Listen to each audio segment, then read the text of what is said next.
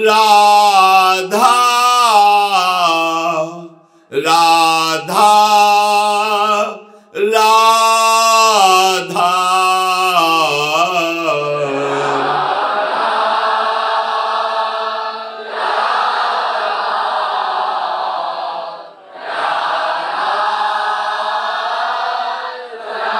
राधा राधा राधा राधा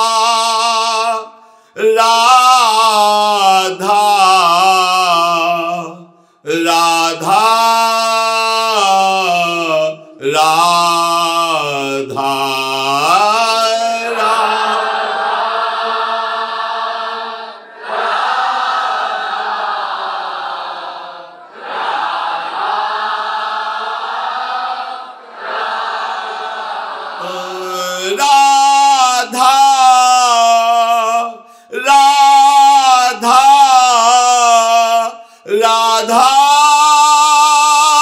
राधा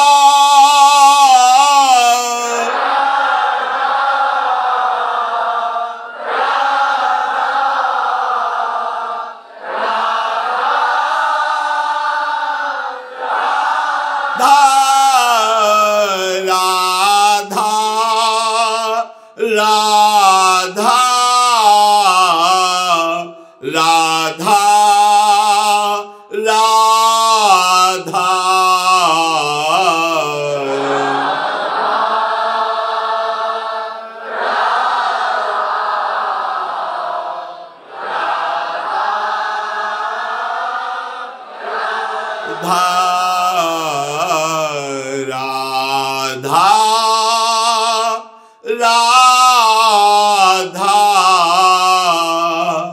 राधा राधा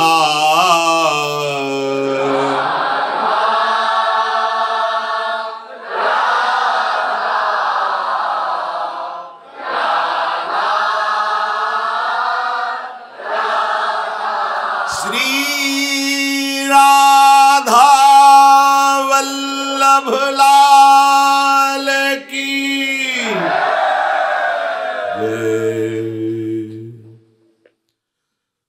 परम सच्चिदानंद घन आनंद समुद्र प्रेम समुद्र ज्ञान वैराग्य भक्ति ऐश्वर्य अनंत शक्तियों के स्वामी कृपा समुद्र प्रभु करुणा करके ऐसा अमृतमय उपदेश कर रहे हैं।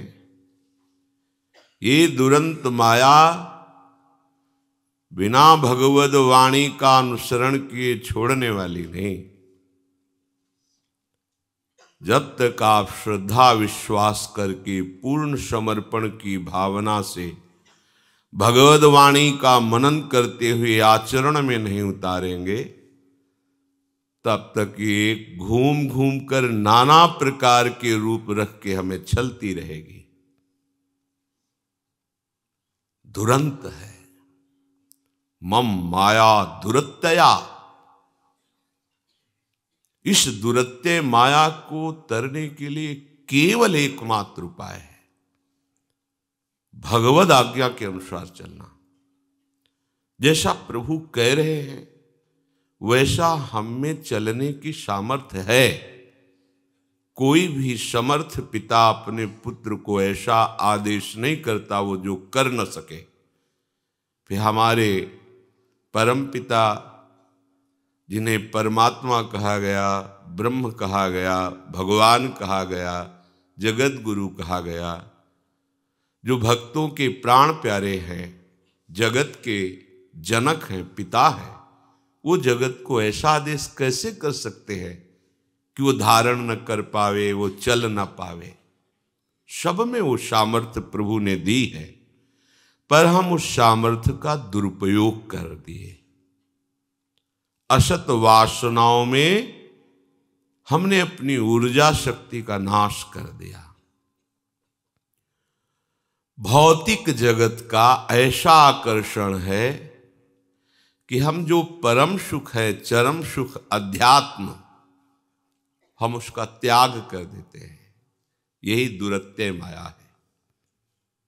एक तरफ श्री भगवान है, एक तरफ माया है। आपको सौदा करना है। आप अपनी श्वासों से क्या खरीदते हैं, ईमानदारी की बात देखना। आपके सामने भौतिक है और एक सच्चिदानंदमय है। आपके सामने जगत के नाम रूप पदार्थ वस्तु व्यक्ति घटना है और एक तरफ अत्यंत प्राण प्यारे मनोहर सुख समुद्र प्रभु है। आप जगत की स्मृति करते हैं या प्रभु की स्मृति? प्रभु की स्मृति को जगत के किसी भी वस्तु व्यक्ति पदार्थ घटना की उपस्थिति में आप प्रभु को भूल जाते हैं तो महत्व किसका दे दिया? जगत का। तो आप भगत किसके हैं? जगत के। स्पष्ट बात देखिए। एक तरफ हमारे प्रभु हैं, उनकी पावन मधुर स्मृति अत्यंत दुर्लभ वस्तु है। एक तरफ मायाकृत ये इंद्रजाल नाटक रचा गया है। हम इतनी मंदबुद्धि को स्वीकार किए हैं कि झूठी माया की वस्तु को देखकर सच्चिदानंद तत्व को भूल जाते हैं। एक तरफ भगवान है, उनकी प्राप्ति का सीधा उपाय है स्मृति, अखंड स्मृति। समस्त शास्त्रों के स्वाध्याय मनन और आचरण में उतारने का फल है भगवत स्मृति। इसी परम पावन महामहिम भगवद वाणी को सुन करके अर्जुन जी को जो प्राप्त हुआ उसका नाम है स्मृति। नष्टो मोहा स्मृतिर्लब्ध्वा त्वत्प्रसादान मयाच्युतः।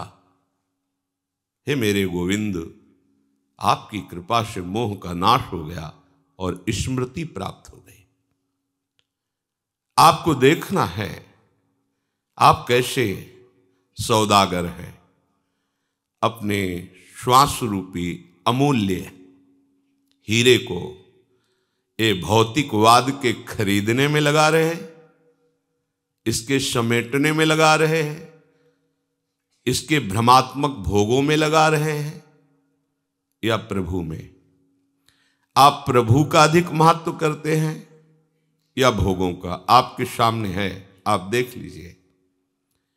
जहां कोई वस्तु व्यक्ति पदार्थ घटना स्थान इनका संयोग हो और आप प्रभु को भूल जाएं तो आपने प्रभु से ज्यादा महत्व उस वस्तु व्यक्ति स्थान घटना का दे दिया। अब आप क्या हैं? खुद निर्णय करो, आप क्या हैं? जबकि भगत की पहचान है त्रिभुवन की राज्य लक्ष्मी देने पर भी आधे पल के लिए वो प्रभु का स्मरण नहीं छोड़ सकता। और हम प्रभु के भगत हैं, प्रभु के दास हैं, लेकिन हमारे अंदर की दासता कितनी कमजोर है। जहां कोई वस्तु सामने आई अनुकूल या प्रतिकूल, वस्तु व्यक्ति घटना अनुकूल या प्रतिकूल, छोड़ दिए प्रभु को, उसका चिंतन करने लगे, उसको भोगने लगे। एक तरफ भगवान मिलने के लिए, एक तरफ माया का रचा हुआ है इंद्रजाल। आप देखो क्या भगवान के मिलन का महत्व है आपके हृदय में? जहां वस्तु मिली, व्यक्ति मिला, पदार्थ मिला, अनुकूल घटना परिस्थिति घटी, भूल गए प्रभु को, उसका चिंतन करने लगे, उसका भोग करने लगे। आप कहां हो? भगवान एक तरफ और नानात्व एक तरफ। आप भगवान को भूल करके नानात्व को स्वीकार किया, भगवान को कल के लिए छोड़ दिया और वर्तमान में आए हुए भोग को भोग लिया। क्या हो? विचार करके देखो। यदि ऐसी स्थिति है तो सावधान हो जाओ। बहुत गड़बड़ स्थिति है, गिरा देगी, गिर रहे हैं या गिर चुके हैं, तीनों बातें। अरे एक तरफ मंगल में प्रभु का नाम है, प्रभु की स्मृति है, उनको छोड़ करके हम कुछ स्वीकार कर रहे हैं, तो प्रभु से बड़ा महत्व हो गया ना उसका। तो अज्ञानी हो कि ज्ञानी? प्रभु की दासता लिए हो, स्वामी को भूल गए, विषय सेवन में मगन हो गए, तो दास विषय के हुए या प्रभु के? भजन प्रभु का हो रहा है या विषय का? महत्व प्रभु में है या संसार में? एक खुद फाइनल करना है। खुद न्यायाधीश आपके हृदय में बैठा है, साक्षी करके आप देखो और निर्णय करो। इस गलती को, इस चूक को ज्यादा लंबा मत चलने दो, नहीं तो जीवन व्यर्थ हो जाएगा। सारा का सारा महत्व प्रभु में। हम कहते हैं प्रियालाल मेरे, मैं प्रियालाल का, झूठी बात। विषय आया, अनुकूल परिस्थिति आई, घटना आई, भूल गए प्रियालाल को। कितने मिनट भूले, कितने घंटे भूले, इसका दुख नहीं तुम्हें? राजी हो गए उस वस्तु में। मर्त्य लोक की किसी छोटी सी वस्तु में इतना राजी हो गए, अपने प्रभु को भूल गए। कोई भी अनुकूलता परम मंगल भवन, मंगल निधान, सुख सिंधु प्रभु से बढ़कर है क्या? कोई भी रूप, कोई भी वस्तु, कोई भी सुख। अब आप निर्णय करो कि आप साधक हैं, भक्त हैं, रसिक हैं, उपासक हैं, किसके? अगर वास्तविक पथ पे चल रहे हो तो अखंड भजन आपका चलेगा। कैसे छोड़ सकते हो तुम? कैसे छोड़ सकते हो? प्रभु को कैसे छोड़ सकते हो? एक सेकंड भी अपने स्वामी को कैसे भूल गए? तुम्हें और कोई वस्तु महत्वशाली दिखी क्या प्रभु से बढ़कर? फिर कैसे भूल गए? हम बातें केवल बनाते हैं कि हे नाथ, आपके सिवा मेरा कोई नहीं चाहिए, कुछ मुझे आप चाहिए। प्रभु इशारा करते माया को, देखो सही बोल रहा है क्या?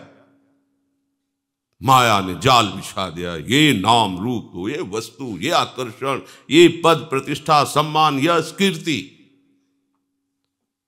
उपासक जब इनके आकर्षण की तरफ न देखता हुआ प्रभु की तरफ चलता है, तब वो दास कहलाता है प्रभु का, वो प्रभु का जन कहलाता है। तो हम जो ये उच्चारण करते हैं कि हे नाथ मैं आपका हूं, इसको सत्य करो। प्रभु के बल से ही इसे प्रमाणित करो कि आप प्रभु के हैं। प्रभु आपके हैं, ये तो बोल दिए हैं वो, ममैवांशो। कभी भी परीक्षा कर लेना प्रभु की, कभी भी, चाहे जितना विमुख पापाचरण, कैसे भी दुराचारी हो, जब कहोगे नाथ मैं आपका, तो वो रोष नहीं करेंगे, उसी करुणा दृष्टि से देखेंगे। वो स्वीकार किए हैं आपको, ममैवांशो। अगर न स्वीकार करते तो बड़े बड़े पातकियों को परमहंस न बना देते, ब्रह्म ऋषि न बना देते। उनकी तरफ से त्रुटि नहीं है, हमारी तरफ से त्रुटि है। आश्चर्य क्यों, शाम के कल चिंतन हुआ, बड़ा ऐसा नई नई उमंगे आती है जब प्रभु चिंतन देते हैं।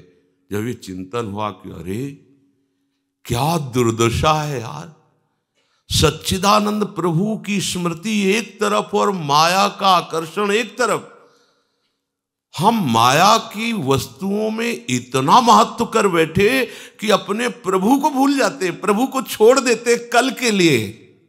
अभी तो आगे देख लेंगे, अभी वर्तमान में भोग हो, और उन्हीं के मुंह से वचन सुनो तो कहेंगे भगवान सुख सिंधु, ये सब माया जाल नाशवान। तो इसी को उतार लेते जीवन में, तो तुम्हारा जीवन महाभागवत शब्द से संबोधन करने योग्य हो जाता। बड़ा आश्चर्य, बड़ा पश्चाताप हुआ, हृदय जलने लगा कि अरे छोटी छोटी वस्तु, छोटी छोटी घटना, छोटी छोटी बातें माया की इतनी प्रभावशाली कि आचार्यों के द्वारा कही हुई रूप माधुरी, गुण माधुरी, लीला माधुरी, नाम महिमा, धाम महिमा, सब गौर करके हम नाशवान वस्तु का इतना महत्व, अपने प्रभु को भूल गए और उसका चिंतन कर रहे। अपने प्रभु के दर्शन, स्पर्श, संभाषण की लालसा छोड़ करके जगत का स्पर्श, जगत का दर्शन, जगत का संभाषण। कैसी दुर्दशा है। कहते हैं धनी पास एक रुपया नहीं, ऐसी है हंसी की बात। आप देख लो, किसी के प्रमाणित करने का ये विषय नहीं है। ये तो श्री हरिवंश प्रमाण मनम, तुम्हारा मन ही तुम्हारा प्रमाण है। ये विचारणीय विषय है। कल एकदम प्राण व्याकुल हो गए। अरे कैसी दुर्दशा है अपने लोगों की। एक तरफ ऐसे छबीले, रसीले, लाड़िले युगल सरकार, उनकी मधुर स्मृति, ऐसा महामहिम घर निकुंज, ऐसा महामहिम सुख, और एक तरफ ये परिवर्तनशील दुखालय नाशवान संसार का व्यक्ति, वस्तु, स्थान, इतना बड़ा आकर्षण। हमारे हृदय में इतनी मंद बुद्धि, इतना महत्व। ऐसे लाड़िले प्रभु को भूलकर किसी वस्तु, व्यक्ति, स्थान का चिंतन या भोग, धिक्कार है हमारे ज्ञान को, हमारे वैराग्य को, हमारी भक्ति को। वाह, प्रभु को भूल गए। ये सबसे बड़ी हानि हरिवंश के नाम अंतर। विचार बड़ा, जब विचार में प्रभु डुबोते हैं तो बड़ा एकदम जैसे एकदम स्वच्छ निर्मल निकलती चली जाती बातें वो प्रभु देते हैं। हम कहाँ हैं, कहाँ। कहते हैं प्रियालाल के हमारे माई श्यामाजू को राज। माना आपने ये बात। अगर ये बात माना होता तो श्यामाजू के सिवा और कुछ अच्छा कैसे लग सकता है। श्यामाजू के बराबर किसी को रख सकते हो क्या। सोचो, एक तरफ श्यामाजू है और एक तरफ पूरी सृष्टि है, तो आप उनके बराबर रख सकते हो क्या। नहीं ना। तो तुम तो उनके बराबर क्या, उनको बहुत छोटा कर दिया। कैसे। एक छोटी सी वस्तु आई, श्यामाजू को भूल गए। एक छोटा सा प्रशंसा आई, यश आया, कीर्ति आई, भूल गए। क्या हुआ। एक छोटा सा रूप, एक छोटा सा प्रकृति का नमूना, भूल गए श्यामाजू। कहां की हमारे माई श्यामाजू को राज। ये विचारणीय विषय है। निर्णय कीजिए आप किसका महत्व रखते हैं, प्रभु का या प्रभु की रची हुई माया का। एक तरफ प्रियालाल और एक तरफ है माया। आप अगर प्रभु का महत्व रखते हैं तो आपका स्मरण अखंड होगा। क्योंकि कहीं भी कल जैसे चर्चा में था कि वो संसार में बर्ताव करता हुआ भी संसार में नहीं रहता। क्यों। अखंड स्मृति चल रही, प्रभु को लिए हुए सब कार्य कर रहा है, प्रभु की स्मृति में कार्य कर रहा है। इसलिए सबसे प्रार्थना है, तुम्हारे सामने एक बहुत बड़ा प्रश्न है। भगवत कृपा से तुमने स्वीकार किया है प्रभु के नाम रूप लीला धाम को, तो इस प्रश्न का उत्तर तुम ही दो। क्या तुम्हारी स्वीकृति सही है। अगर हां तो आपका अखंड भजन होना चाहिए, क्योंकि इनसे बड़ा कोई रूपवान, गुणवान, महिमावान कोई नहीं है। फिर आप कैसे प्रभावित हो गए, आपकी स्वीकृति कैसी हुई। आप देखो, आप भोजन पाते समय स्मृति में है, क्रिया करते समय किसी भी क्रिया में आप स्मृति में हैं, किसी से मिलते समय आप स्मृति में हैं। आपको ये बात है कि हमारी श्यामाजू से बढ़कर हमारे लिए कोई नहीं है, न कोई वस्तु, न व्यक्ति, न स्थान। फिर भजन छूट जाए, ऐसा कैसे हो सकता है। ये बातें केवल हैं हमारी कि हम श्यामाजू के बल अभिमानी, श्यामाजू से बढ़कर हमारे लिए कोई नहीं। जब कोई नहीं तो चिंतन कैसे चला गया। नहीं जाएगा चिंतन। आप देखो, जब हमारी बुद्धि में जिन जिन वस्तु का महत्व नहीं है उनका कभी चिंतन नहीं होता, और जिनका महत्व है उन्हीं का चिंतन होता है। तो चलो पूर्वाभ्यास बस उन पर महत्व है, फिर पर श्यामाजू के समान महत्व है। यहां समान की तो बात जाने दो, श्यामाजू से अधिक महत्व है, देख लो ना। हाँ, ये शाम के चिंतन हो रहा, ओहो कितनी बड़ी चूक हो रही है। एक तरफ प्रियालाल, एक तरफ जगत का नाम रूप पद प्रतिष्ठा, ये सब। इसीलिए श्री भगवान कह रहे हैं सदैव मेरा स्मरण करते हुए सब में मेरी भावना करो, क्योंकि पूर्वाभ्यासवश कोई व्यक्ति वस्तु स्थान आपके चिंतन में आएगा तो वो भी प्रभु है ऐसा तत्काल, तो आपकी स्मृति प्रभु से अलग नहीं हुई तो आपकी बात बन जाएगी। ये पूर्वाभ्यासवश आएंगे, कोई वस्तु आएगा, कोई रूप आएगा, कोई नाम आएगा, कोई घटना आएगी, आएगा पूर्वाभ्यास, बहुत जोर का अभ्यास है कई जन्मों का। अब वो जो अभ्यासवश ना चाहते हुए हमारे हृदय में चिंतन आ रहा है, उसे हमें भगवत स्वरूप करना होगा, तभी हमारी उपासना बनेगी। तो कैसे भगवत स्वरूप? ये जो रूप आया है इसके पहले नहीं था, बाद में नहीं था, तो वर्तमान में जो है प्रभु ही है, प्रभु ही है। ये रूप प्रभु ही धारण किए, हो गई स्मृति प्रभु की, याद आ गई ना, प्रभु ही है। हर वस्तु व्यक्ति स्थान में प्रभु का जो चिंतन करता है, तो प्रभु कह रहे इसका फल ये उसे मिलता है कि मैं कभी उसकी आंखों से ओझल नहीं होता, अर्थात वो सदैव मुझको देखता रहता है और मैं सदैव उसको देखता रहता हूं। कैसी बढ़िया मंगलमय स्थिति, बिसरी हो ना बिसारी, आप मुझे भूलना नहीं, मैं आपको भूलूंगा नहीं, दोनों बातें प्राप्त हो गई जो मांगी जाती थी। अब आगे प्रभु कह रहे हैं कि ऐसा उपासक व्यवहार कैसे करेगा, क्योंकि व्यवहार तो करना ही होगा। चराचर जगत में भगवत बुद्धि की अखंड भगवत स्मरण कर रहे हो, तो अब व्यवहार कैसे आपका होगा? इस जगत के शरीरधारियों के साथ या जड़ के साथ आपका व्यवहार कैसा होना चाहिए? तो प्रभु कह रहे हैं आत्मौपम्येन सर्वत्र समम पश्यति योऽर्जुन सुखम वा यदि वा दुखम सयोगी परमो मतः। हे अर्जुन, जो मेरा भक्त है अपने शरीर की भांति वो सब जगह मुझे समान देखता है, शरीर की भांति सब जगह के सुख अथवा दुख को भी वो समान देखता है, वो मेरा भक्त परम योगी परम महात्मा है, ऐसा माना गया है। अब इसको भाव से समझिए।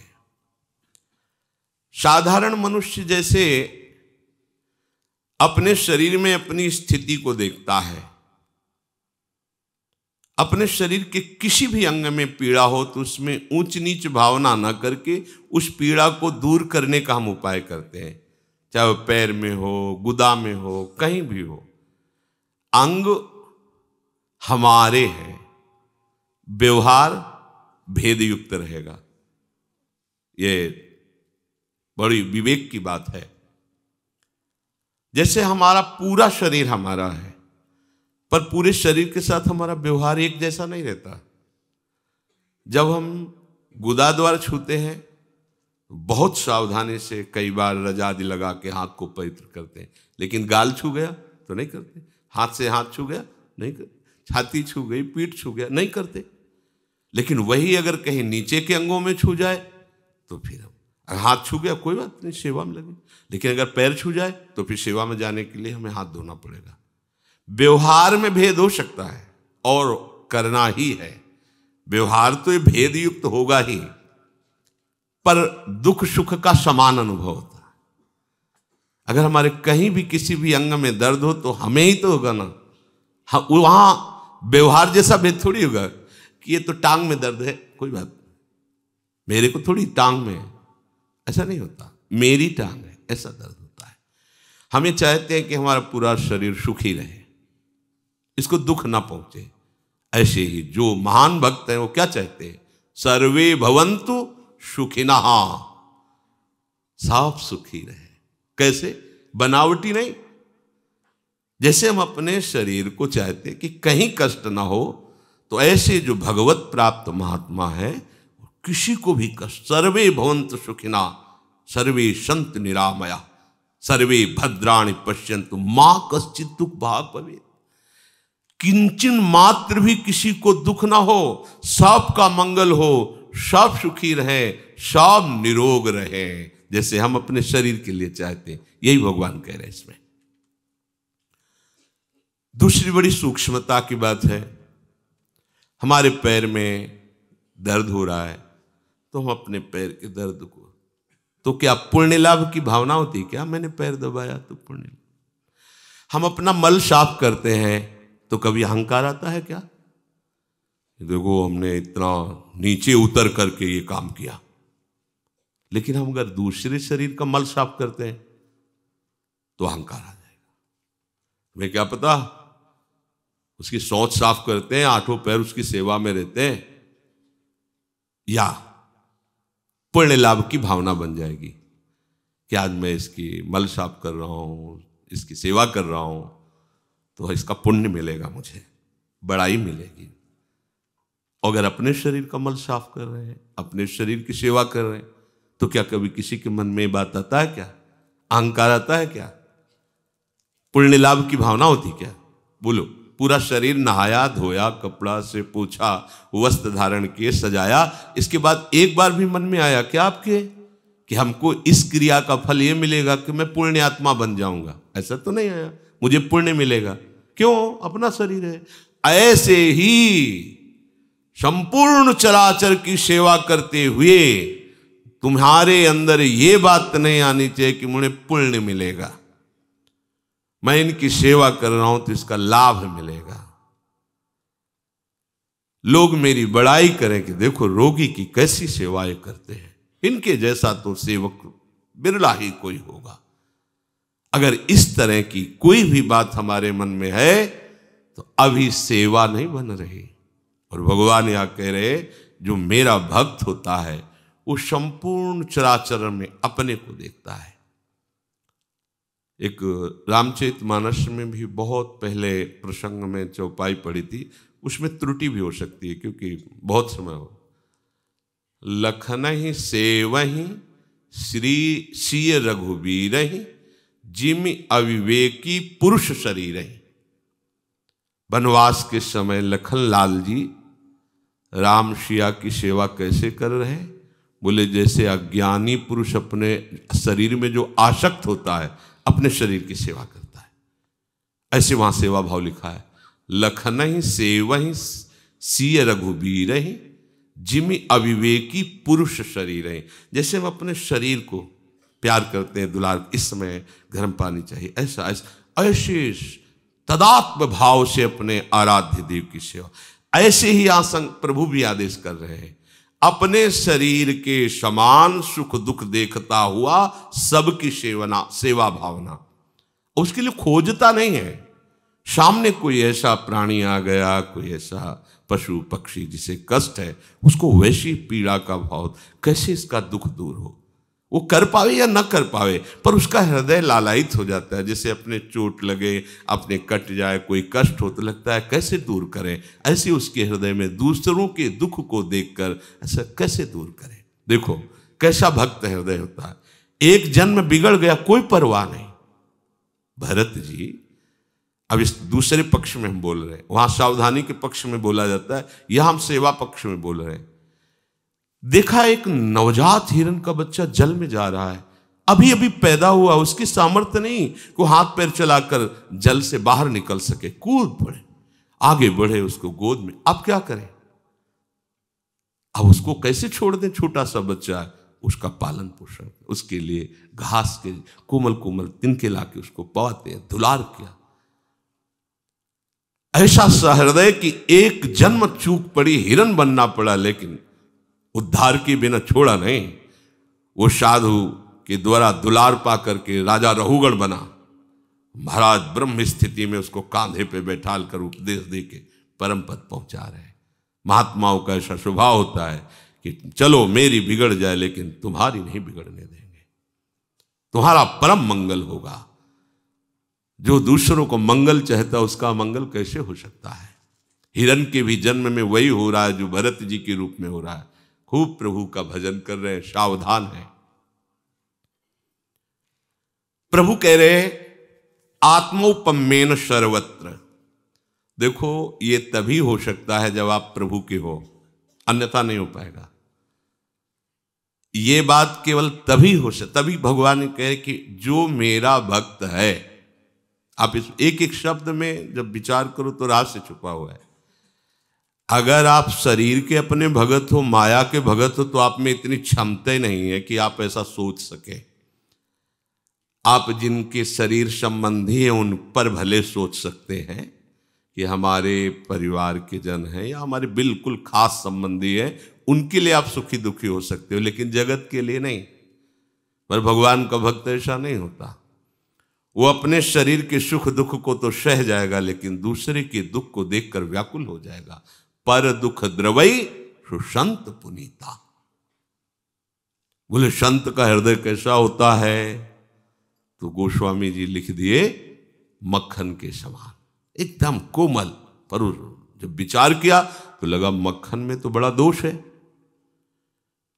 कि वो दूसरे के ताप से थोड़ी द्रवित होगा, वो तो निज परिताप द्रवई नवनीता। ये तो दोष हो गया। तभी उनका कि संत हृदय नवनीत समाना, कहा कविन पर कहे न जाना, क्योंकि इसमें दोष हो गया। अगर संत का हृदय मक्खन के समान कोमल है तो इसमें दोष हो गया। निज परिताप द्रवई नवनीता, पर दुख द्रवई सुसंत पुनीता। अपने में ताप लगने पर मक्खन द्रवित होता है, पर संत नहीं। संत तो पर दुख द्रवई सुसंत पुनीता, जो दूसरे के दुख को देखकर अपने जैसा दुख मानकर उसके दुख निवारण के लिए सच्चाई से वो मन वचन कर्म से चेष्टा करता है।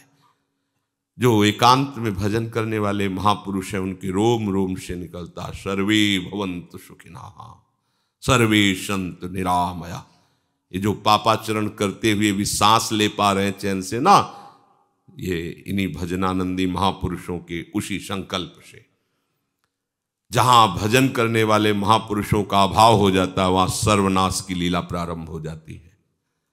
ऐसे ऐसे महान मारण, ऐसे ऐसे भयानक प्रकृति के दंड प्रकट होते हैं, त्राहिमाम मच जाता है, कोई बचाने वाला नहीं मिलता। पापाचरण होते हुए भी जो चैन से सांस ले रहे हैं, उनका कारण है वो समाज में उतरे हो या एकांत गुफा में हो। इन संत महापुरुषों के भजन का प्रताप विश्व मंगल करता है। क्योंकि जैसे हम अपने परिवार को सुखी और सुरक्षित देखना चाहते हैं, ऐसे उदार चरिता नाम वसुधैव कुटुंबकम, भगवान के जो भक्त है वो पूरा जड़ चैतन्य समुदाय एक अपना परिवार नजर आता है, एक अपने घर के नजर आते हैं, एक अपने नजर आते हैं। श्री भगवान वही बात कह रहे हैं। शरीर के अंगों का दुख दूर करने की समान चेष्टा होने पर अंगों में भेद दृष्टि रहती है, रहना भी चाहिए। पर शरीर के प्रति जो सुख दुख का भाव अपने जैसा ही लगता है। बिना प्रभु के हुए ये बात नहीं हो सकती, ध्यान रखना। आप बिल्कुल सत्य समझिए, जब तक आप प्रभु के नहीं होंगे तो इतनी सामर्थ्य आप में नहीं आ सकती कि आप इस भाव से सेवा कर सके। क्योंकि जब तक कोई प्रभु का नहीं होता तब तक वो विषयों का गुलाम होता है। ध्यान से सुनते जाना। जब तक वो प्रभु का नहीं होता तब तक वो विषयों का गुलाम होता है। तब तक वो परोपकार की केवल बातें करता है, परोपकार उससे नहीं होता। कहते हैं हम गरीब की सेवा करते हैं, हम बीमारियों की सेवा करते हैं, हम अमुक सेवा करते हैं, पर प्रभु से अपनापन नहीं है। तो जहां जहां उसकी दृष्टि जाती है, गरीब पर, बीमार पर, या पहले वो अपने लाभ की बात सोचता है। बहुत अच्छा विचार हुआ तो पुण्य की तो बात सोचेगा, इससे मुझे पुण्य मिलेगा। और जो बीमारों की सेवा करता हूं ना, चार लोग मेरा यश करेंगे, यश गाएंगे, मेरा नाम हो, आदि आदि। एक बड़ी सूक्ष्म बात है। जो प्रभु का नहीं हुआ है वास्तविक हृदय से, और वो कहता है मैं समाज सेवक हूं, गरीब सेवक हूं, बीमार की सेवा करता हूं या कोई भी सेवा करता हूं, तो वो जहां ऐसा कह रहा है वहां उसका मन सबसे पहले लाभ की, पुण्य की बात देखता है। क्योंकि दृष्टि में प्रभु नहीं है, दृष्टि में विषय है, इसलिए विषयों को वो लाभ मानता है। आज हमने 100 संत पवाए ना, तो भगवान मुझे हजारों की, वो बड़े दाता है ना, बहुत बढ़िया, 100 दिया 1000 वो दे देगा, दे देगा, दे देगा। आप सेवा के पहले ऐसा संकल्प बना लिए हैं। वो भगवत सेवा साधु सेवा नहीं है, आपका व्यापार है, आपका लोभ सामने। सेवा और लोभ बड़ा अंतर होता है। सेवा में आपकी वस्तु ईमानदारी से आपको समर्पित कर रहे हैं, ये हमें बड़ा सौभाग्य मिला कि हमें बेईमानी नहीं करने दी प्रभु ने। आपकी वस्तु से आपका, ये हुई सेवा। अपनी वस्तु दूसरों को देने से ये बात आ ही जाती कि मुझे पुण्य मिलेगा, मुझे लाभ मिलेगा। जो दूसरों की सेवा करना है, दूसरों के लिए जो आपके पास वस्तु है उसे समर्पित करना है, वो अगर तुम्हारे हृदय में प्रभु के प्रति अपनापन नहीं है तो आप करते हुए भी वो नहीं कर रहे हैं। उसमें लाभ की भावना, उसमें पुण्य की भावना, यश कीर्ति की भावना, हमारी बुद्धि के भ्रम से हमें ऐसा महान लाभ प्राप्त होते हुए भी लाभ वो प्राप्त नहीं हो पाता। क्या महान लाभ? यदि हम किसी बीमार की सेवा कर रहे हैं और हमारे अंदर ये भाव कि मेरे प्रभु इसके अंदर विराजमान है, ये तो मुझे सौभाग्य दिया गया है कि मैं सेवा करके अपने आप को पावन करके प्रभु को प्रसन्न कर लूं, बात बन गई। पर हमें भ्रम हो जाता है, मैंने पैसा दिया, मैंने शरीर से सेवा की तो भगवान हमें अमुक देंगे या हमारा पुण्य होगा, 4 लोग यश करेंगे। हमारे पास इतना धन लगाया तो और धन आ जाएगा और लाभ आ जाएगा। 4 लोग कहेंगे देखो गरीब की सेवा की है, बीमारों की सेवा करते हैं, ये तो बहुत पवित्र आदमी है। तो हमारी बुद्धि भगवदासक्त नहीं है, विषयासक्त है। तो हम भगवान के दास नहीं हुए, हम विषयों के दास हुए। हम प्रभु के नहीं हैं, विषयों के हैं। हमारी बड़ी वृत्ति खराब होती चली जा रही है। हमारा प्राय भाव भगवान की वाणी के अनुसार नहीं बन पा रहा है। हम विषयों के होकर के विषय प्राप्ति के लिए ही देश सेवा करते हैं, परोपकार करते हैं, समाज सेवा करते हैं, लोक सेवा करते हैं, यहां तक कि भगवत सेवा करते हैं। घर में मंदिर है, थोड़ी देर पूजा पाठ किया या नौकर लगा दिए, बड़े बड़े मंदिर घर में बना के धनी मानी लोग नो, और उसका फल यही है कि हमारा धन सुरक्षित रहे, धन बढ़े, हमारा यश सुरक्षित रहे, यश बढ़े, आदि आदि। भगवत सेवा भी हो रही है, भगवत सेवा साधन हो गया और साध्य हो गया विषय, जगत, संसार। ये सूक्ष्म विषय है, अंदर का विषय। सफाई पेश करने की बात नहीं, अंदर से देखो।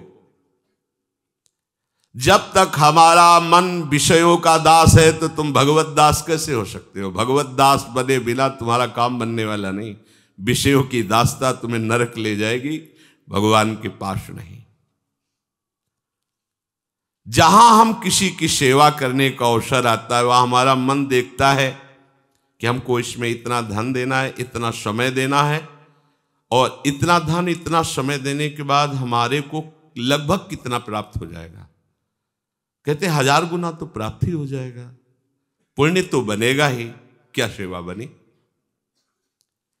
यदि हम अपने जीवन का उत्थान चाहते हैं, प्रगति चाहते हैं, अध्यात्म उन्नति चाहते हैं, तो भाव बदलिए। जो भगवान कह रहे हैं, जैसे हम अपने शरीर की सेवा करते हैं तो कोई पुण्य लाभ होता है। अच्छा, अपने बेटे को नहलाएं, धुलाएं, खिलाएं, पिलाएं, तो अगर कोई कहे कि आप ऐसा क्यों करते हो तो दबका दोगे, हमारा बेटा है, उसके लिए क्यों शब्द क्यों पूछा?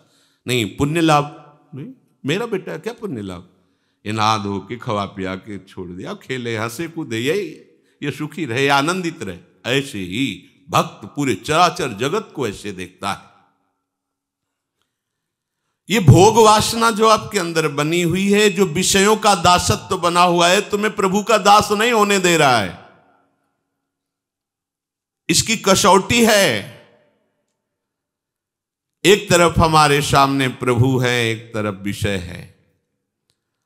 आप विषयों की प्राप्ति में प्रभु को चुनते हैं या विषय को? देखो, चुनना ये एक तरफ प्रभु, एक तरफ विषय संसार। एक तरफ आपका मार्ग जा रहा है सत्य सच्चिदानंद की तरफ, जिसमें भगवान मिलने के लिए खड़े। एक तरफ जा रहा है धन की, मान की, प्रतिष्ठा की, यश की तरफ, जो आपको दुर्गति की तरफ ले जा रहा है। स्पष्ट महापुरुषों ने जो देखा है उसका वर्णन करते हैं। हम मान चाहेंगे, धन चाहेंगे तो हमारा मार्ग छूट जाएगा। प्रभु की प्रियता सत्य में है, और सत्य त्रिकाल सत्य है। तुम्हारी साधना की कसौटी होगी, परीक्षा होगी, तब पता तुम्हें चल जाएगा तो कि तुम किसके हो। ये बात बहुत बड़ी चूक है। देखो, हरिश्चंद्र महाराज सत्य का आश्रय लेने वाले चक्रवर्ती सम्राट, सत्य अर्थात भगवान का आश्रय लेने वाले। भगवान का नाम सत्य नारायण है। सच्चिदानंद रूपाय प्रभु श्री कृष्ण के लिए कहा गया। विश्वोत्पत्त्यादि हेतवे तापत्रय विनाशाय श्री कृष्णाय वयम नमः। सबसे पहला शब्द है सत्य। प्रभु है सत्य। हरिश्चंद्र जी महाराज की सत्यता, दानशीलता, चराचर जगत की सेवा भावना और भगवद स्मृति, इसकी कसौटी के लिए महामहिम ब्रह्म ऋषि विश्वामित्र जी आए। उनका एक बहुत सुंदर वन था। एक विशाल वाराह उसको विध्वंस कर रहा था। मायाकृत वाराह को विश्वामित्र जी ने प्रकट किया। जितने सैनिक थे उसके भयवश भाग पड़े। ऐसा विशाल वाराह, कोई अस्त्र शस्त्र उसके काम नहीं कर रहा था। जाके सूचना दी तो चक्रवर्ती सम्राट थे, बलशाली भी थे, और का चिंता की बात नहीं। घोड़े पर सवार हुए वहां पहुंचे। जब वहां पहुंचे तो कोई वाराह नहीं। भगवान के महान महिम स्वरूप को जानने वाले विश्वामित्र जी, जिनके चरण भगवान दावे हैं, चरण चापे हैं विश्वामित्र जी के। विश्वामित्र जी खड़े थे, प्रणाम किया साष्टांग। अहो भाग्य, आज तो भगवान हमारे ऊपर बहुत प्रसन्न हुए। आप जैसे महामहिम ब्रह्म ऋषि के दर्शन हो गए। प्रभु आज्ञा करो, आपकी क्या सेवा करें। घुटनों के बल बैठे हुए, हाथ जोड़े हुए विश्वामित्र जी से कहे, बस राजन, अगर सेवा की बात कहते हो तो घोड़े की लगाम और खजाने की चाबी दे दीजिए। वो हंस पड़े। महाराज, केवल 2 चीजें? हाँ, तुम दो तो दिया। फिर 20 भार स्वर्ण दक्षिणा में दीजिए। 20 भार? जितना चाहे। मिथ्यावादी, तेरा क्या रह गया? खजाने की चाबी मतलब मेरा पूरा खजाना। घोड़े की लगाम अर्थात जहां तक चक्रवर्ती सम्राट पद में तूने यात्रा की, मेरा सम्राट पद वही जो चारों तरफ विजय प्राप्त की। बात सत्य? हाँ, तो 20 भार स्वर्ण दक्षिणा में। महाराज, मेरी तो बुद्धि चकरा गई। सब कुछ आपका है, ये तो पक्का। अब ये 20 भार स्वर्ण, हमें उपाय बता दीजिए। तो इस राज्य से निकलो। तुम्हारे राज्य की सीमा के बाहर है काशी। काशी किसी राजा के शासन में नहीं, भगवान विश्वनाथ जी की नगरी है। जाओ वहां, छोड़ो ये राज्य और बिको, और तीनों के बिकने पर जो स्वर्ण राशि प्राप्त वो दे दो, हम संतुष्ट हो जाएंगे दक्षिणा में। देखो कसौटी।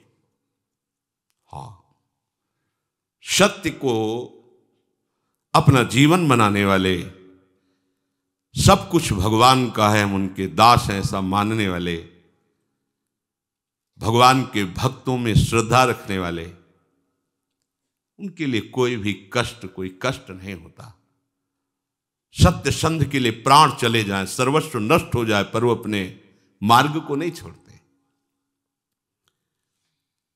हरिश्चंद्र जी ने विश्वामित्र जी को देने के लिए अपने दक्षिणा के लिए काशी में गए। अब चक्रवर्ती सम्राट को कौन खरीद सकता, जानते तो सभी थे। जहां वो कहते मुझे कोई खरीद ले, पर मुझे 20 भार स्वर्ण चाहिए, मेरी पत्नी, उनकी शैव्या पत्नी। बड़ा मतलब कारुणिक प्रसंग है, जो महलों से बाहर कभी किसी ने देखा नहीं, वो बिकने के लिए अपने पति के साथ, देखो उनका पातिव्रत धर्म, कि आप हारे हो, हम थोड़ी हारे हैं, जाओ तुम्हें जहां जाना हो। और पुत्र रोहित कुंवर, तीनों साथ काशी में बिकने के लिए, कौन खरीदेगा। आज भी हरिश्चंद्र घाट है काशी में, तो वहां डोम स्वरूप में खरीदने वाले आए।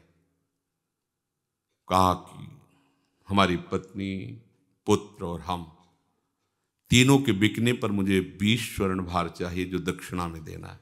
बोले उनको तो नहीं खरीद सकता, मैं आपको खरीद सकता हूं श्मशान की रखवाली के लिए। बिक गए। एक ब्राह्मणी ने उनकी पत्नी को खरीदा, तो बच्चा उन्हीं के साथ रहेगा। उसने दोनों की धनराशि मिलाकर दक्षिणा विश्वामित्र जी वहां से चले गए। अब वो कैसे कठिन कष्ट को सह रहे हैं। जो चक्रवर्ती सम्राट, उसकी दिनचर्या क्या होगी, एक धर्मात्मा सत्यवादी, और अब दिनचर्या क्या है इनकी, ड्यूटी, सेवा लगा दी। श्मशान में जो भी शव फूकने आवे उसे कर लेना। और काशी एक ऐसी नगरी है जहां रात दिन शव फूके जाते हैं। जैसे लकड़ी का टाल लगा रहता है, ऐसे काशी में 100 का टाल लगा रहता है, मुर्दों का। 50 चिताएं ऐसे चलती रहती, वहां घाटों पे ही तो रहे, 50 चिताएं। दशाश्वमेध घाट है, मतलब 50 फूक रही तो 100 इधर 100 उधर, ऐसी सब। वो महाश्मशान भगवान शिव के तांडव का। चिता भस्माले पो करल मसनम दिक्पट धरो, जटाधारी कंठे भुजग पतिहारी पशुपति कपाली भूतेशो। महामहिम शिव की वो तांडव स्थली है। उसे हट कर हरिश्चंद्र घाट है। सोचो जरा, ऐसा महामहिम चक्रवर्ती सम्राट की सुविधा में पलने वाला शरीर, श्मशान में 24 घंटे की सेवा, भरण पोषण करने वाला मालिक कौन, डोम, उसकी आज्ञा पर। और उनको खाने को सूखे अन्न को, चना जैसे कोई कसौटी कसी जाती है, तो हमारा तन नहीं, हमारा परिवार नहीं, हमारा राज्य नहीं, हे नाथ मैं आपका हूं, ये सत्य है, तो दिखाओ परीक्षा में कि आपका कुछ नहीं है और आप सत्य का ऐसे पालन करते हैं। जो वहां कर मिलता था उसे जाकर के मालिक को देना, और हर समय श्मशान में रखवाली करना। जब विश्वामित्र जी ने देखा ये तो पूरे के पूरे पास हो रहे हैं, मृत्यु को आज्ञा दी, तत्काल प्रारब्ध की रचना बदला जाए और इनके पुत्र को मारा जाए। सांप बन करके मर गया। जिस ब्राह्मणी के यहाँ थे उसने कहा कि मैं तो खरीद चुकी हूं सेवा के लिए, ये थोड़े हम तुम्हारे बच्चे के संस्कार के लिए पैसे लगाएं। वो एक बार में खरीद लिया, आप करो जैसा करना हो। हरिश्चंद्र जी महाराज श्मशान में, इसके पास एक भी कोई सुविधा नहीं, क्योंकि बिके हुए के पास क्या सुविधा होती है, तो मालिक जैसे रखता है वैसे रखना होता है। बच्चे को गोद में लेकर के, अब मां का हृदय तो मां का होता है ना, अंदर से महान दुखी कि कम से कम सही माने में संस्कार तो कर दे। मांगना तो है नहीं स्वभाव में, बिके हुए को मांगने का अधिकार नहीं होता। मालिक की तरफ से कुछ मिलना नहीं, एक वस्त्र था, उसका एक टुकड़ा फाड़ा, बाजार से जाकर जो कुछ धूप आदि अंतिम समय जो थोड़ा सा, श्मशान में पहुंचे, अपने पति की तरफ देखा और जोर से रो पड़े। उन्होंने नेत्र नीचे कर लिए। हरिश्चंद्र जी ने कहा, सावधान, मेरे मालिक का श्मशान घाट है, यहां अगर अपने बच्चे का शव दाह करना है तो आपको कर देना होगा।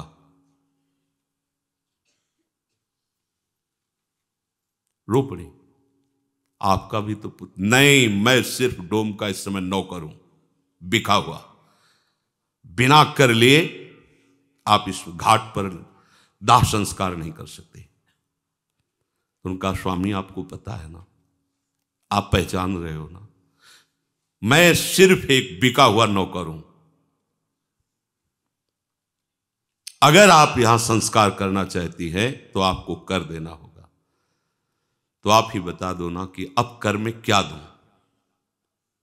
शरीर भी तो बेच दिया है, क्या है? एक पुत्र है, वो भी मृत्यु को प्राप्त हो गया है।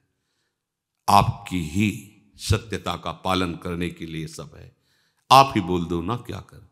तो जितना वस्त्र बचा उसका अगर आधा आप दे दो तो इसी को हम कर मान करके आपको आदेश कर देंगे। रक्षा में श्मशान में रहते थे, इसलिए उनके पास अस्त्र था ही, उससे वस्त्र कर के रूप में लिया। देखो कैसी भगवान की कसौटी। अपने लोग कसौटी 100 ग्राम बर्फी में ईमान खो देंगे, प्रभु को भूल जाएंगे।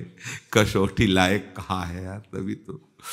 तभी कह रहे कि आप सोचो प्रभु ने आपको क्या दिया है। अपने लोगों को क्या भगवान हमको दिया है? तुम्हें सत्संग का महत्व पता है? तुम्हें धाम का महत्व पता है? तुम्हें नाम का महत्व पता है?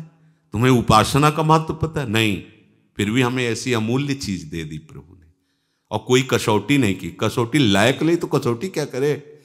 कसौटी तो इन महापुरुषों की होती है।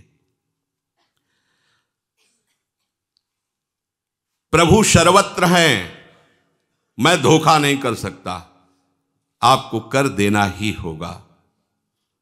फूट फूट करके रो रहे हैं। लेकिन जो सत्य प्रतीक भगवान का भक्त होता है वो कभी, अरे बड़े लीला बिहारी, बड़े लीला बिहारी, मतलब ये तो अपने लोग कलयुग के भक्त है, पूरी छूट है। हाँ, राधा राधा को रबड़ी रसगुल्ला पाओ, जय हो। और वो ऐसे कृपालु इतने में रीच जाते, ले तो आरा चलवा दिया है, आरा चलवा दिया है। मोरा ध्वज चरित्र पढ़ के देखो, आरा चलवा दिया है। मेरा शरीर मेरा तू, तो चल मैं कहता हूं काट आरे से इसको। एकांत में तुम्हारे व्रत की परीक्षा होगी। देखो कैसा एकांत है, श्मशान घाट है, पत्नी और पुत्र मरा हुआ है, कोई देखने वाला नहीं। वहां डोम हाजिर थोड़ी जो उसने खरीदा था, और वो कह भी सकते थे कि देखो मेरी पत्नी मेरा आदेश के बिना कर के लिए। तो एकांत में भी अपनी निष्ठा को गिरने, आप एकांत में अपने प्रभु को एक तरफ रख लो और अपने एकांत को एक तरफ देखो। एकांत में आपकी प्रभु की प्रधानता रहती है, विषय की प्रधानता रहती है, आप खुद देख लीजिए। हरिश्चंद्र जी की आंखों में एक बूंद भी आंसू नहीं है।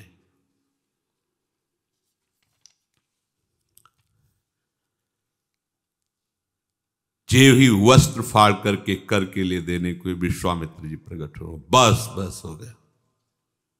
तुमका क्या प्रभु? बोले बस यही देखना चाहता है कि तुम सत्य में वास्तविक दृढ़ हो। उठो।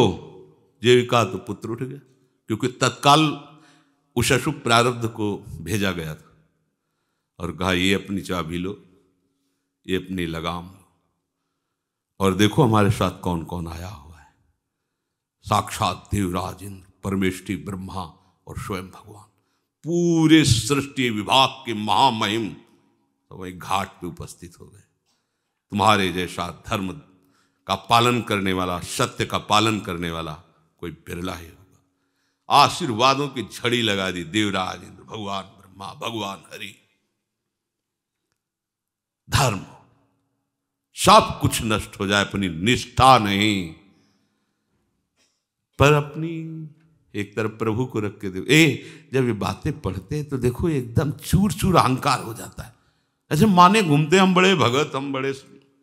जब ये सब बातें महापुरुषों की पढ़ तो एकदम ऐसे कि कहाँ हो, जरा सी बात आती है तो प्रभु इस पक्ष में छोड़ के हम जगत के पक्ष में, आपने बड़ी कृपा कर दी, हमें कपड़ा दे दिया, भोजन दे दिया, पैसा दे दिया, सुविधा दे दी। इधर भूल गए, इधर मायाकृत रचना में आ गए।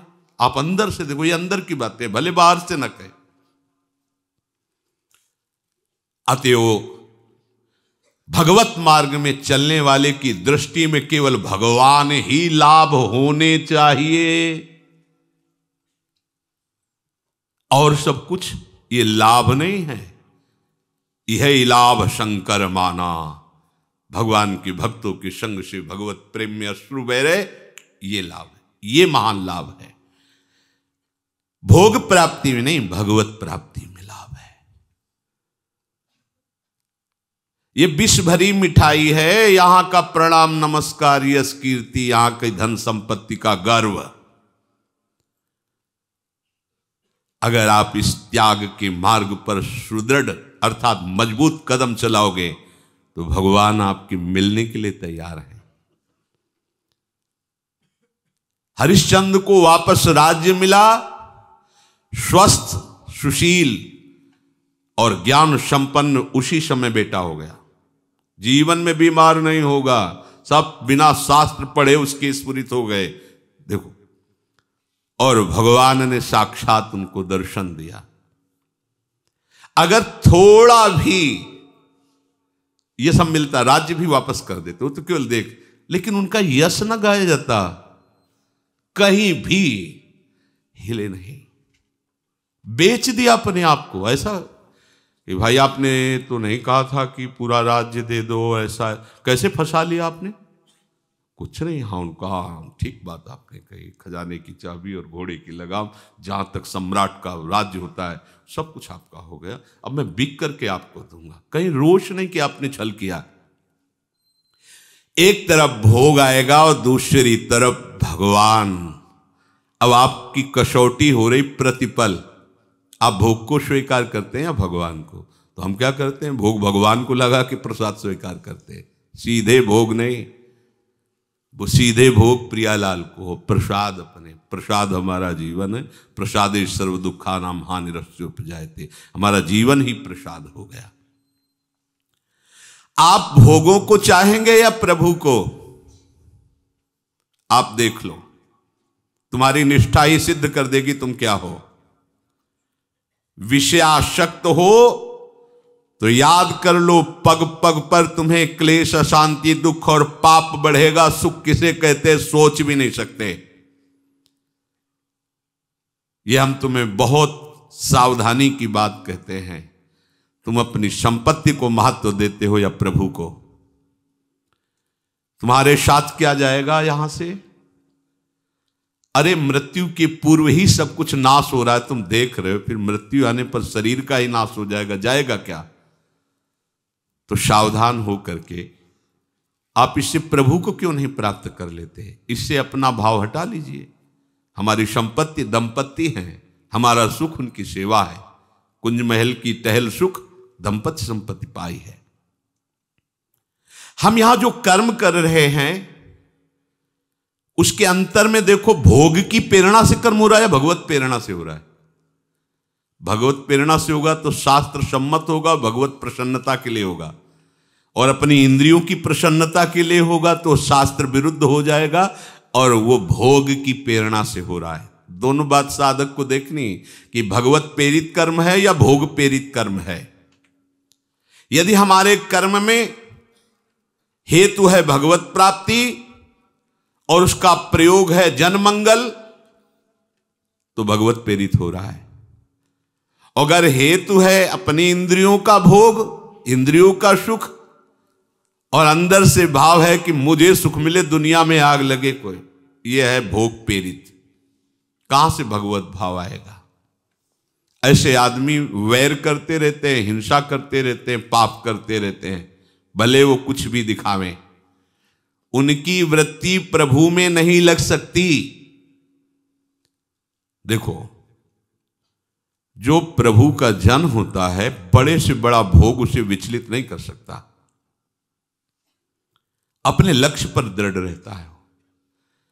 भगवान की प्रेरणा से, भगवान की आज्ञा से दिव्यास्त्र लेने के लिए अर्जुन जब देवलोक को गए, स्वर्ग को बताया है सत्संग में, तो अर्जुन को अपने आधे सिंहासन पर देवराज इंद्र ने बैठाला। एक तो पुत्रवत भाव, दूसरे भगवान के सखा है।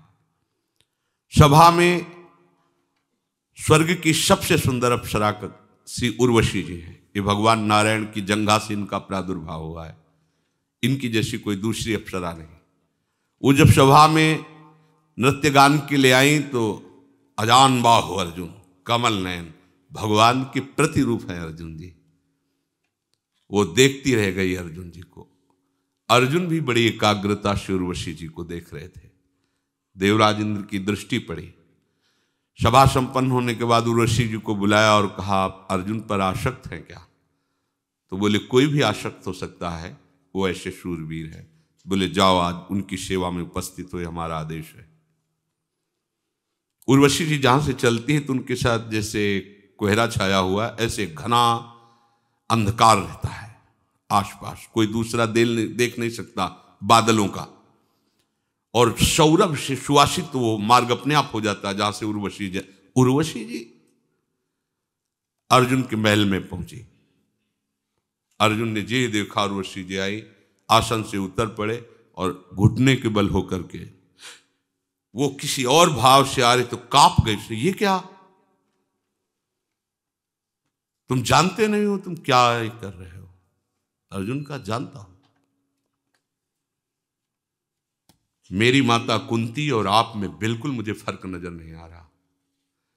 माता माद्री और माता कुंती, उसी दृष्टि में आप मेरी हो। बहुत रोष है। और ऋषि जिनका देवराज इंद्र ने आदेश किया है आपकी सेवा में उपस्थित होने, आप ऐसा व्यवहार मत कीजिए, अर्जुन जी से कहा। अर्जुन ने कहा, फिर मैं तुम्हें बता देता हूं कि मेरी दृष्टि नहीं परिवर्तित हो सकती। जय बार आप मेरे को प्रेरित करेंगे, तय बार मैं माता के कर संबोधन करूंगा और उसी दृष्टि से देखूंगा। आप देखो, जहां उर्वशी जी का ऐसा कभी प्रसंग आता है तो बड़े बड़े ऋषि मुनि जो तप प्रधान हैं वो मोहित हो गए, लेकिन भगवान का सखा मात्र भाव एक मिनट भी विचलित नहीं हुआ। तो ऐसे ही एक तरफ भगवान है, एक तरफ माया की रचना है। अब आपकी उसी समय निष्ठा की परीक्षा होगी। आप देखते रहना, ये भगवान परीक्षा नहीं लेते, आप समझो भगवान तो बड़े कृपालु हैं, लेकिन वहां तक पहुंचने के लिए अनंत शक्तियां भगवान की हैं। वो योग्य बनाती है, हमें भगवान की योग्य बनाती है। तो जब हम फेल होते तब फिर महापुरुषों की कृपा हमें उठाती, आगे बढ़ाती, पर आपको पास होना पड़ेगा इस बात में। एक तरफ आपके प्रभु हैं और एक तरफ है माया का आकर्षण। उस समय आपको सावधान होना है। आप कुछ भी खा रहे हैं, पी रहे हैं, देख रहे हैं, सुन रहे हैं, बोल रहे हैं, चल रहे हैं, तो भगवत स्मृति है कि नहीं? अगर नहीं है तो आप लुट गए उधर, आप उधर प्रभावित हो गए, उधर ज्यादा महत्व कर लिया प्रभु से बढ़कर, तभी तो उसकी याद उसी में तन्मय हो गए जो प्रभु से बढ़कर माना। किसी भी उपासक को इस संसार की हर वस्तु, व्यक्ति, स्थान, ये मामूली सी बात नजर आनी चाहिए प्रभु के सामने। आप देखो, ये बस समझना होगा, ये क्या, ये नहीं, हाँ ये नहीं, ये तो केवल प्रभु के लिए होना चाहिए। क्या बात है। हमें लगता है कि एक बार भी प्रियाजू की रूप माधुरी सुनकर, देखा तो नहीं मानो आप, तो सुनकर एक बार भी विचार हुआ कभी, कैसी प्रियाजी होंगी? कह रहे कि कोटि कोटि रसना जो रोम रोम प्रति होए, प्यारी जी के रूप को न प्रमाण कहो जाते। कैसी प्रियाजू हमारी, कभी सोचा नहीं? ऐसे साधारण मर्त्य रूपों को, मर्त्य पदों को, मर्त्य बातों को उपासक ऐसे करके देखे तो मतलब फिर तो गड़बड़ हो गया ना।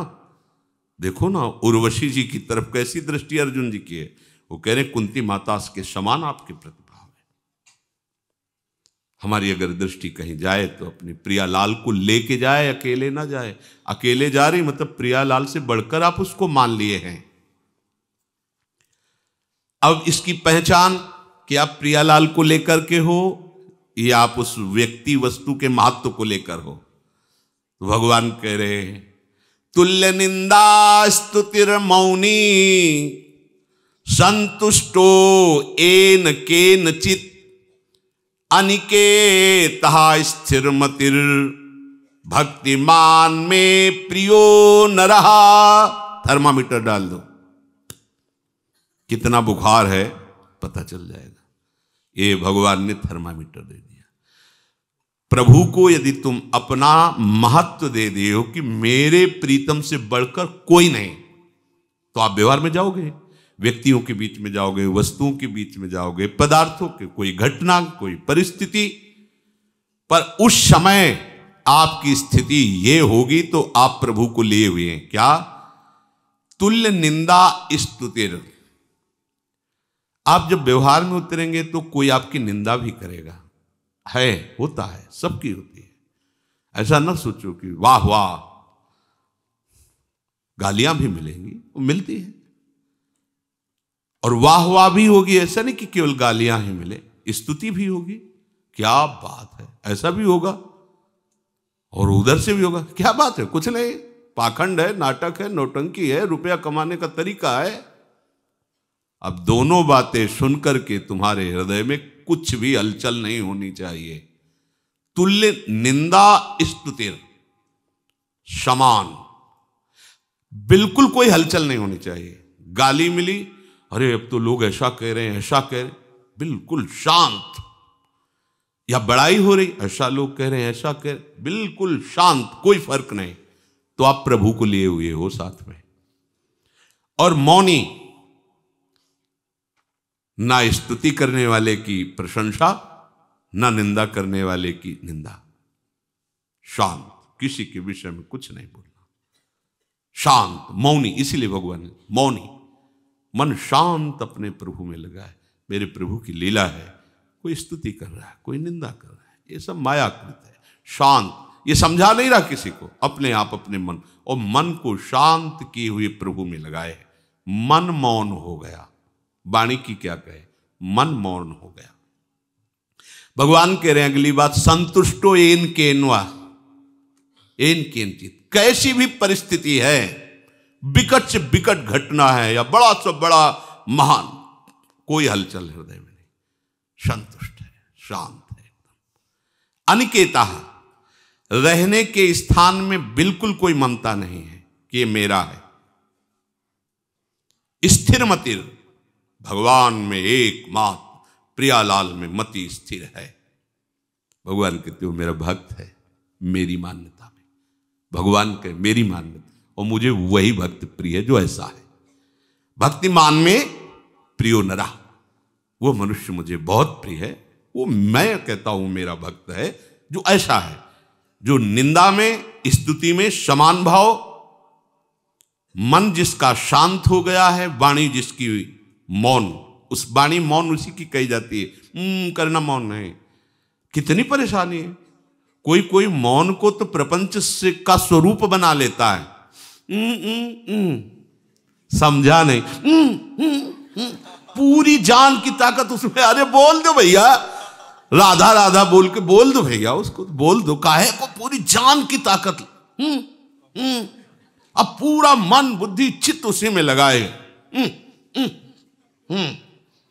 अब 10 मिनट उसको लिखी एक बात, अब पूरा का पूरा मतलब। ये मौन भैया कभी न रहना, ये लिखा पढ़ी वाला ऊ वाला ये कभी न। विचार पूर्वक आवश्यक है तो शब्द बोले, भाई आप ऐसा कर लीजिए, राधा राधा, शांत, उसे मौन भी कहते हैं। विचार पूर्वक आवश्यक है तो शब्द बोल दिया, नहीं शांत है। अब ऐसा नहीं कि बस लगे हैं तो लगे हैं प्रपंच की बातें घंटों करने में, ये ऐसा नहीं। हमने देखा है, अब वो गैस जो बनती है ना, कैसे निकले, तो हम हमारे पास मौनी भी रहे हैं। तो गंगा किनारे जैसे बैठे ना, ना हमें भजन कर लेते रहे, खुद भजन कर अब वो उधर चित्त वृत्ति लगाओ तो भजन छूटता, चित्त वृत्ति न लगाओ तो समझ नहीं सके। नहीं समझा नहीं महाराज क्या कहे। अब बालू में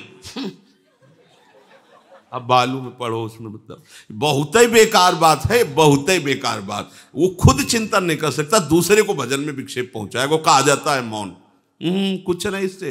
राधा राधा राधा, कोई बात है तो सीधे बोल दो। वाणी बोलने के लिए है, अमूल्य वाणी है, परहित की वाणी से बोलो, भगवान नाम लेके बोलो। भगवान नाम लेकर चुप हो जाओ तो बीच में जो कुछ परहित की भावना से कहोगे भजन ही माना जाएगा। इसे मौन।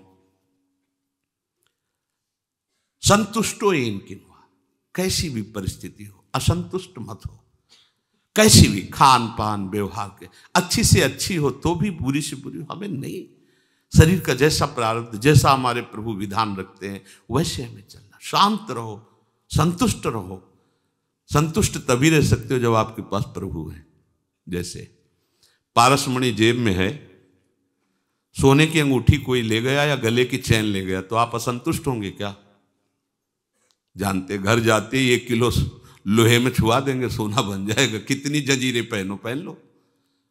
पारसमणि जिसके जेब में है उसके पूरे सोने को चुरा लिया जाए तो असंतुष्ट होगा क्या? क्यों? उसे पता है पारसमणि घर जाकर के मंदोमन सोना बना लेंगे हम।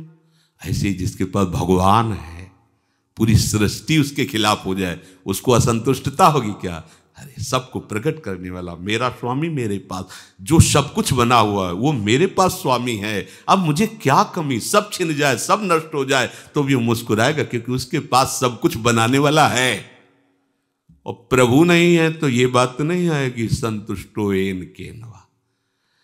अगर आप सच्चाई से भगवत मार्ग में चल रहे तो आपकी निंदा होगी तो आपको बिल्कुल परेशानी नहीं होगी।